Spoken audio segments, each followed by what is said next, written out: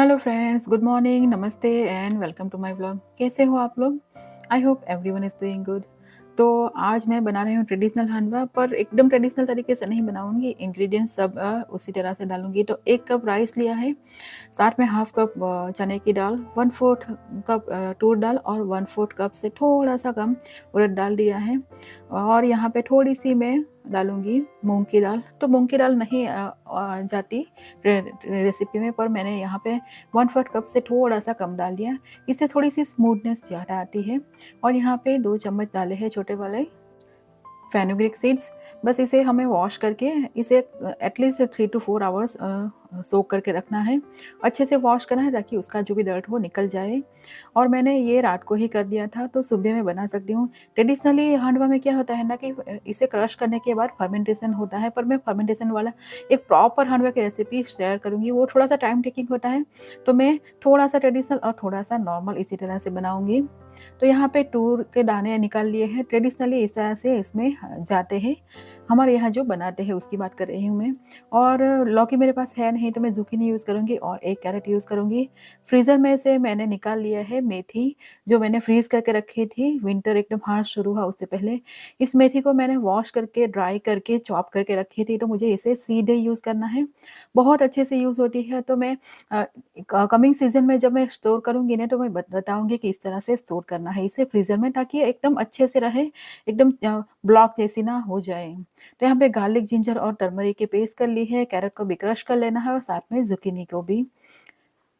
और मैं ढूँढने गई थी कुछ 1-2 चीज़ें मुझे चाहिए वो, तो पेंट्री मेरा थोड़ा-सा और मैश हो गया है। तो थोड़े-थोड़े दिनों के बाद क्या होता है ना, थोड़ा-सा मैश हो ही जाता है, तो वो क्लीन करना है, क्लीन करूँगी सून। तो यहाँ पे मैं पेस्ट बना लूँगी, ग्राइंड कर लूँगी। तो थोड़ा-सा दही डालूँगी क्योंकि फर्मेंटेशन हुआ नहीं है। अगर फर्मेंटेशन हुआ होता है ना, तो दही डालने की ज़रूरत नहीं पड़ती, सिर्फ़ 1-2 चम्मच दही में चल जाता है। यहाँ पे टोटल ये मटीरियल है ना, उसमें मैंने आधा कप से लाइक 3/4 कप जितना दही डाला। और ये फ्रोज़न वाले तूर के दाने हैं। जो तूर की दाल हम यूज़ करते हैं ना, उसके ये फ्रेश वाले लिलवा है। और साथ में जो वेजिटेबल क्रश करके रखी थी वो, और ये फ्रोज़न मेथी। मेथी को थोड़ी देर रख लिया था ना काउंटर पे, तो अच्छे से रूम टेम्परेचर में आ गई है। हल्दी पाउडर, धनिया जीरा powder, red chili powder, sugar डालना है यहाँ पे। और थोड़ी-सी मैंने ग्रीन चिली पेस्ट भी डाली है। और नींबू अच्छे से डालना है अंदर खट्टेपन के लिए। बस सब चीज़ें बेसिक मसाले ही करने हैं। आप मसाले कम ज़्यादा कर सकते हो, लाइक ग्रीन चिली पेस्ट थोड़ी-सी ज़्यादा डालेंगे तो बहुत टेस्टी लगेगा। अच्छे से मिक्स कर लेना है और कंसिस्टेंसी हम एडजस्ट करेंगे जिस तरह से चाहिए। सॉल्ट ही डालना भूल गई थी, मैंने टेस्ट किया तो मुझे पता चला मैंने सॉल्ट ही मिस कर दिया। बैटर को अभी रेडी कर लिया है, तो उसमें हमने ऑयल नहीं डाला है, तो ऑयल कुछ अलग तरीके से डालेंगे ताकि बहुत अच्छे से फ्लेवर आ जाए। तो यहाँ पे ऑयल गर्म होते ही उसमें मैं डालूँगी मस्टर्ड सीड्स। तो मस्टर्ड सीड्स बहुत ज़रूरी है इसके में फ्लेवर के लिए। साथ में करी पत्ता, रेड चिली पाउडर और हींग डाल दी है, और डाले हैं सेसमे सीड्स। तो इसमें से मैं आधा इसमें डाल लूँगी। वैसे ट्रेडिशनली अच्छा खासा ऑयल यूज़ होता है, पर थोड़ा-सा ऑयल हम कम करके भी अच्छे से बना सकते हैं। हेल्थ का भी ध्यान रखना होता है, तो मैं इसमें से आधा इसमें डाल दूँगी, आधा बाकी का यूज़ करेंगे लेटर ऑन। तो इसमें तड़के में मस्टर्ड सीड्स और सेसमी सीड्स ये मस्त है, और हींग भी बहुत ज़रूरी होता है। Most of the traditional Gujarati recipes में मस्टर्ड सीड्स का बहुत यूज़ होता है। पैन मैंने रेडी रख लिया है गरम करने के लिए, तो यहाँ पे इनो डाल के बनाऊँगी। आप यहाँ पे चाहो ना तो सोडा बाइकार्ब भी थोड़ा-सा डाल सकते हो। क्वांटिटी थोड़ी कम चाहिए, इनो जितनी नहीं डालनी है। तो ऑयल में मैंने थोड़ा-सा डाल दिया है सेसमी सीड, थोड़ा नहीं बहुत सारा डाला है। इसका एक लेयर जैसा होता है, जो ट्रेडिशनली हांडवा होता है ऊपर अच्छा खासा डाला हुआ होता है, तो उसी तरह से मैंने डाला है। और इसका बहुत पतला नहीं और बहुत ठीक भी नहीं, इस तरह का स्प्रेड कर लेंगे। तो जो हांडवा का कुकर होता है उसमें तो बहुत अच्छे से होता है, तो ओवन में उसी तरह का ऑलमोस्ट टेक्सचर आता है। तो कभी बनाऊँगी ओवन में, तो उसके लिए मुझे फर्मेंटेशन करके प्रॉपर बनाना होगा, तो मैं शेयर ज़रूर करूँगी। हांडवा मेरे हस्बैंड को और वेदांत दोनों को बहुत ज़्यादा पसंद है। और आज लंच में काले चने की सब्ज़ी बनेगी, तो मैंने सोचा उसे भी प्रेशर कुक करके रख लूँ, ताकि बच्चों के लिए सब्ज़ी और रोटी बनेगी और हम लोगों के लिए सलाद बनेगा। ये सलाद बहुत ही टेस्टी लगता है। आप एक बार खाएँगे ना तो आपको बार-बार बनाने का मन करेगा, और एकदम सिंपल से चीज़ें चाहिए इसमें घर में ही, पर कुछ ऐसा होता है ना, ड्रेसिंग कुछ अलग तरीके से कर लो तो सैलेड का फ्लेवर एनहांस हो जाता है। जिन लोगों को सैलेड पसंद नहीं आता, उन लोगों को ड्रेसिंग में ज़्यादा ध्यान देना। अपनी पसंद की हिसाब से ड्रेसिंग बनाएँगे ना, तो सैलेड पसंद आना शुरू हो जाएँगे। वैसे मुझे सैलेड बहुत ज़्यादा पसंद है, और मैं थोड़ा-सा सैलेड में अपने तरीके से हम लोगों को पसंद आए उस तरह का फ्लेवर थोड़ा-सा ऐड कर देती हूँ। जिस तरह की रेसिपी हो उसी तरह का सैलेड मैं नहीं बनाती, थोड़ा-सा इंडियन टच दे ही देती हूँ, तो पसंद आ जाता है। और डिशवॉशर और ये सब एम्प्टी करना बाकी था, तो एक तरफ हमारी कुकिंग भी हो रही है, और दूसरी तरफ डिशवॉशर जो रात में लोड किया हुआ होता है ना, वो तो सुबह ही निकलता है, क्योंकि 1 डेढ़ घंटे का तो कम से कम इसमें साइकिल चलता ही है। और रात में क्या होता है ना, सबका खाना-पीना सब कुछ हो गया, सोने के लिए जाए ना, तभी मैं स्टार्ट करती हूँ डिशवॉशर। तो ये अपने आप क्लीन होता रहता है, सुबह तक अच्छे से ड्राई भी हो जाते हैं अंदर जो भी बर्तन हो। और हांडवे को इस तरह से पलट देना है, ऊपर की तरफ टोटल कोई भी लिक्विडी जैसा पार्ट नहीं रहना चाहिए, हाथ से चेक कर लीजिए। तो और medium to medium high flame पे इसे पकाना है। ब्रेकफ़ास्ट अभी रेडी हो रहा है, तो आजकल क्या है ना, सुबह उठ के सब लोग जो विंटर स्पेशल जो रेसिपीज़ बनाई है ना ड्राई फ्रूट्स और उस चीज़ों की, तो वो खा लेते हैं, तो इतनी जल्दी होती नहीं है ब्रेकफ़ास्ट करने के लिए।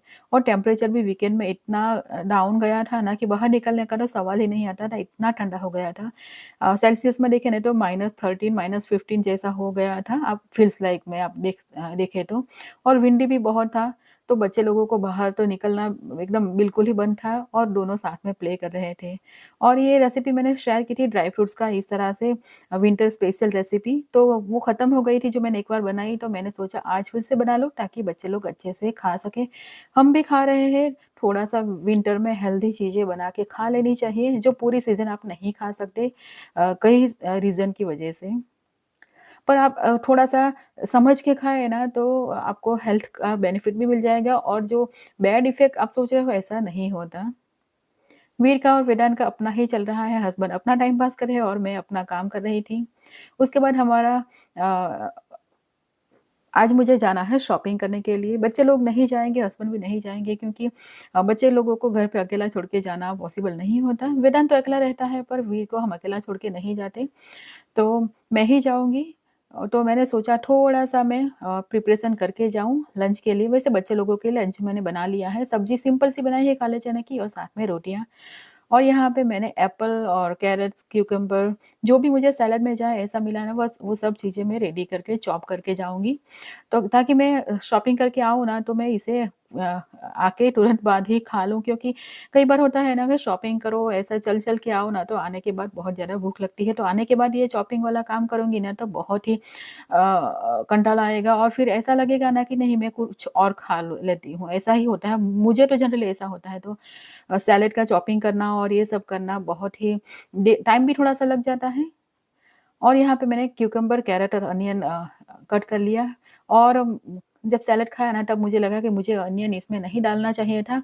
अनियन ने थोड़ा-सा टेस्ट को स्पॉइल कर दिया, तो आप जब बनाओ ना, तो अनियन के बिना ही बनाओ, बहुत टेस्टी लगेगा उसके बिना। और थोड़ी-सी लेटस मैंने चॉप कर ली है, और यहाँ पे एक बिग साइज़ का एप्पल भी इस तरह से बहुत बड़े नहीं और बहुत छोटे भी नहीं, इस तरह के क्यूब साइज़ में कट कर लिए हैं। टमाटर भी एक थोड़ा-सा कच्चा वाला हो ना, इस तरह का यूज़ किया है। तो यही है बेस हमारे सैलेड का। और काले चने मैंने प्रेशर कुक किए थे ना, तो थोड़े से निकाल लिए थे ग्रेवी बनाने से पहले, और इसमें हाफ एवोकाडो भी मैंने डाल दिया।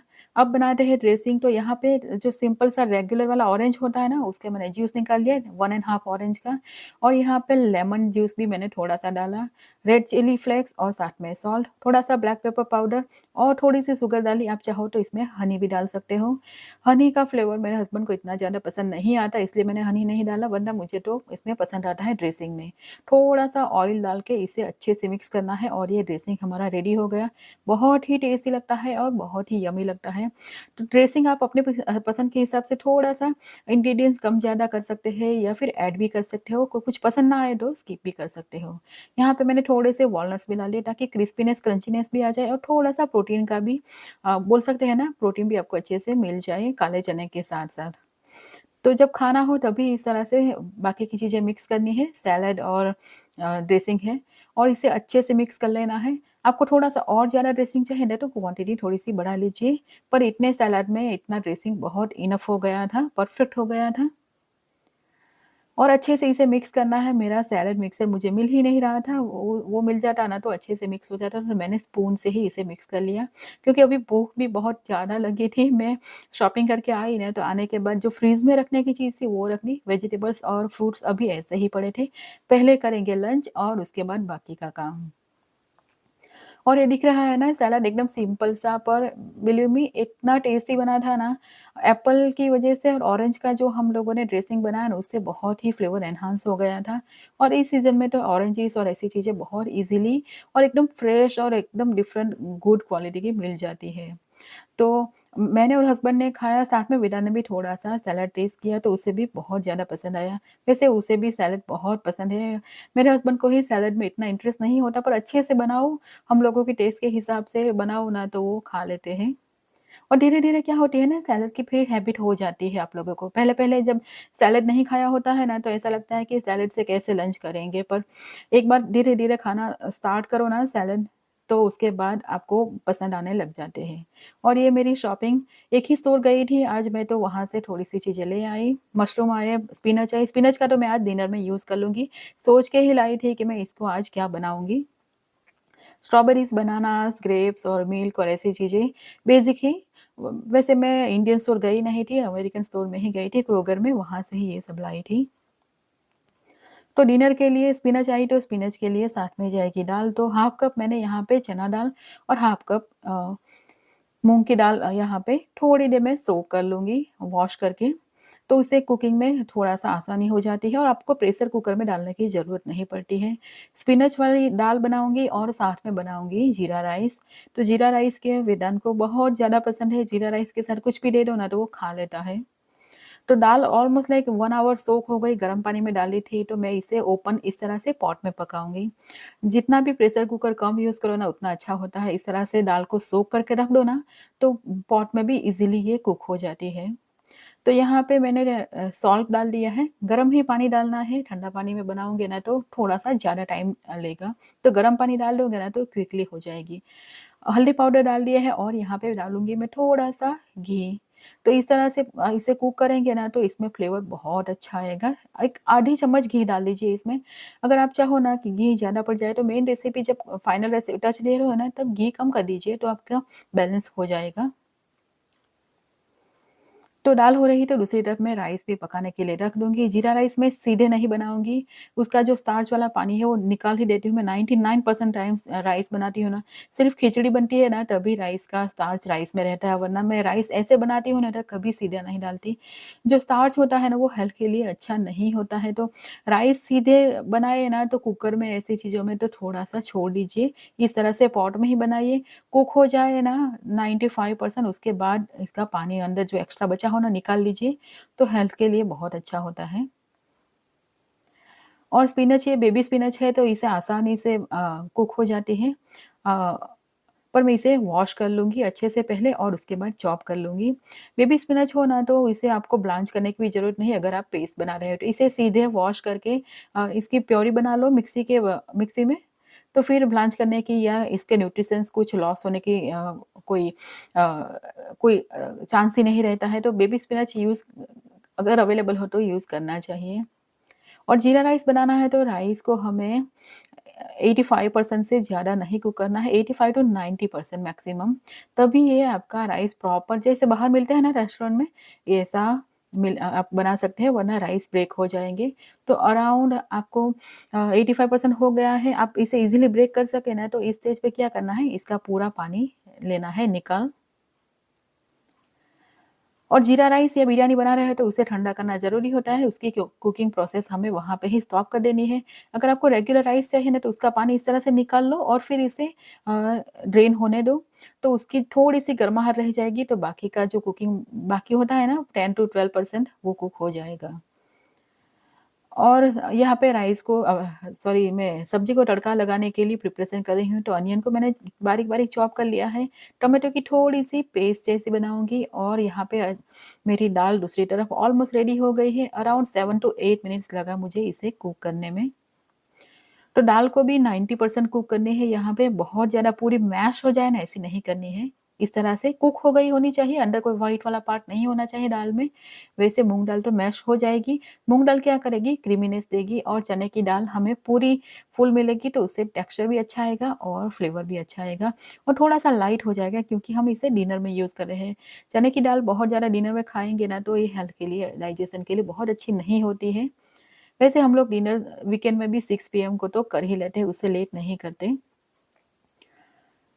तो सब बाकी की चीज़ें रेडी है, तो मैं यहाँ पे स्पिनच को भी कट कर लूँगी और दूसरी तरफ सब्ज़ी लगा लूँगी। तो ये सब्ज़ी जैसे ही रेडी हो जाएगी और दूसरी तरफ राइस को बना के हम लोग तुरंत ही कर लेंगे डिनर, क्योंकि शॉपिंग करने के बाद और सब कुछ चीज़ें करने के बाद मुझे टाइम इतना हो ही जाएगा और आज तो मुझे जो वेजिटेबल्स और फ्रूट्स लाई हूँ ना, उसे भी अच्छे से स्टोर करना है फ्रिज में, कैसे स्टोर करके इसे लंबे समय तक अच्छा रखना वो भी मैं शेयर करूँगी।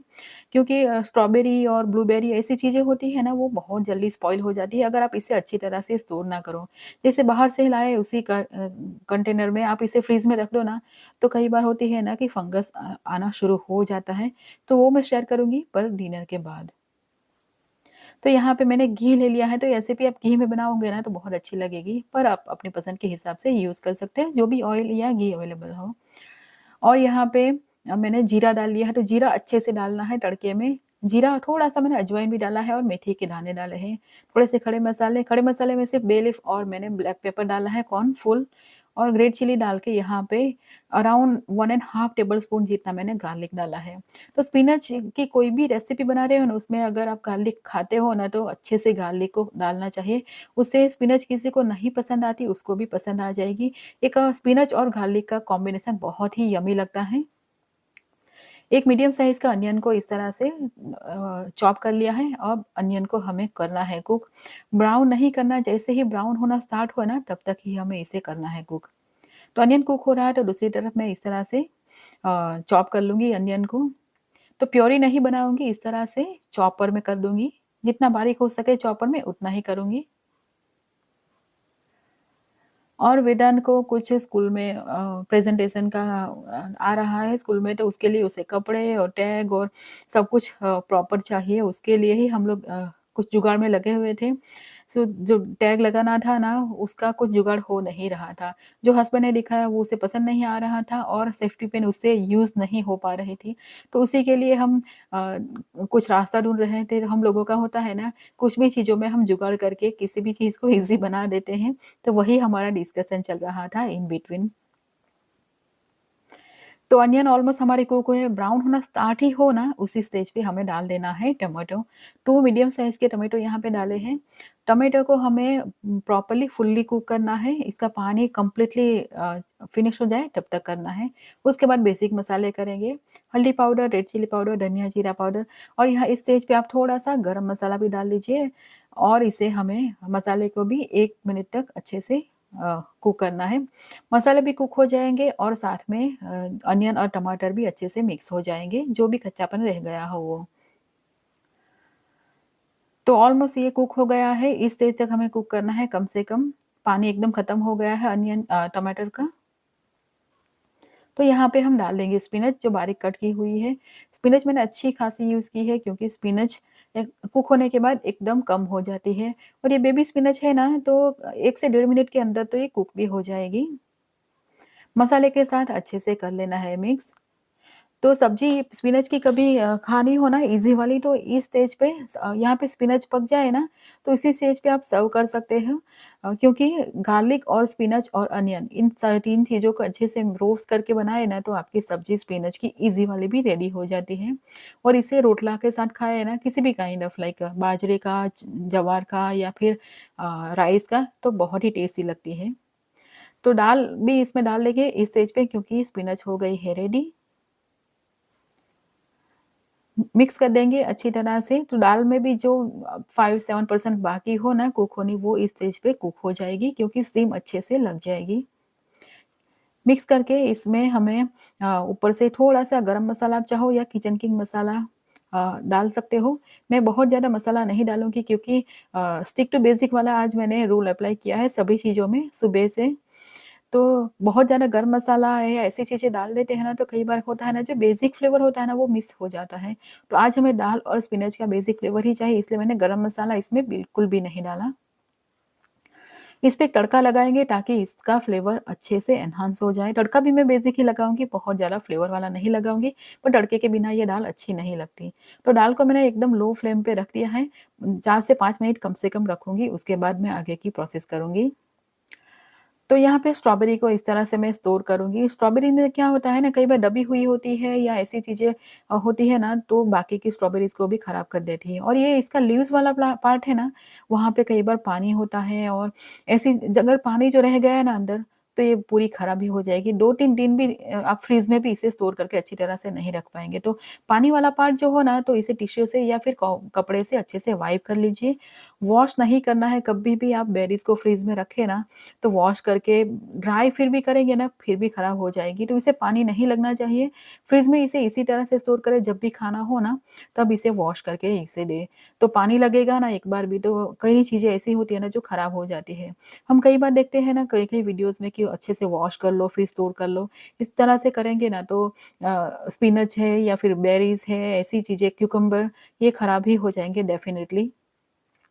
और स्पिनच भी थोड़ी-सी कम ही बची थी, हाफ पैकेट तो मैंने यूज़ कर लिया, तो ये छोटे वाले पैकेट में मैंने डाल दिए, जो बेरीज़ का पैकेट आया था। तो बेरीज़ का पैकेट को मैंने अच्छे से वॉश कर लिया था, फिर इसमें डाला वाइप करके। तो स्पेस भी सेव हो जाती है। और मैं जनरली क्या करती हूँ, स्पिनच की रेसिपी जिस दिन स्पिनच लाती हूँ, उस दिन मोस्टली एक रेसिपी तो बना ही लेती हूँ, ताकि बिग पैकेट आया हो, उसमें से आधा तो कम से कम यूज़ हो जाए। अब ब्लूबेरीज़ का छोटे-छोटे 3 पैकेट्स है मेरे पास, और ये देखिए ब्लूबेरीज़ को इस तरह से निकल के देख लेनी चाहिए। कहीं भी दबी हुई हो ना, तो वो बाकी की बेरीज़ को रॉटन कर ही देती है। तो घर पे लाके एक बार इसे बाहर निकालिए, फिर इस सेम पैक में स्टोर करना है तो कर सकते हैं, पर एक बार निकाल के सब बेरीज़ को देख लीजिए। कहीं भी दबी हुई हो ना, तो उसे ज़रूर निकाल लीजिए। और आज आई थी 2 पैकेट्स, वो मैंने डाल दिए। और ये 2 दिन पहले आई थी, तो पैकेट मेरे पास बचा हुआ था, तो मैंने टिश्यू से इसमें कर दिया पार्टीशन, ताकि हम पहले ये खा जाएँ। ब्लूबेरीज़ भी वैसे इतनी जल्दी खराब नहीं होता, अच्छे से स्टोर करते हैं तो 1 वीक तक तो आसानी से रहती है। और वीर को डांस करना बहुत ज़्यादा पसंद है, अपनी पुरानी पिक्चर देख के इतना खुश हो गया ना, कि हर चीज़ में अपनी पिक्चर देख के भी डांस कर लेता है ये। तो ब्लूबेरीज़ भी यहाँ पे इसी तरह से थोड़े से इस तरह के कंटेनर में, जो बाहर से आया ना, उसी का कंटेनर का मैं यूज़ कर रही हूँ। स्पेशल कोई भी कंटेनर मेरे पास है नहीं वैसे। और आज मैं बीट्स लाई थी, तो मुझे अनियन जो बीट्स वाले होते हैं ना, वो खाने का बहुत ज़्यादा मन कर रहा था, तो मैं बीट्स भी ले आई, और साथ में इसके पत्ते भी यूज़ करूँगी। तो मैं ऑर्गेनिक बीट लाई, क्योंकि मैं इसके पत्ते अच्छे से यूज़ कर सकूँ।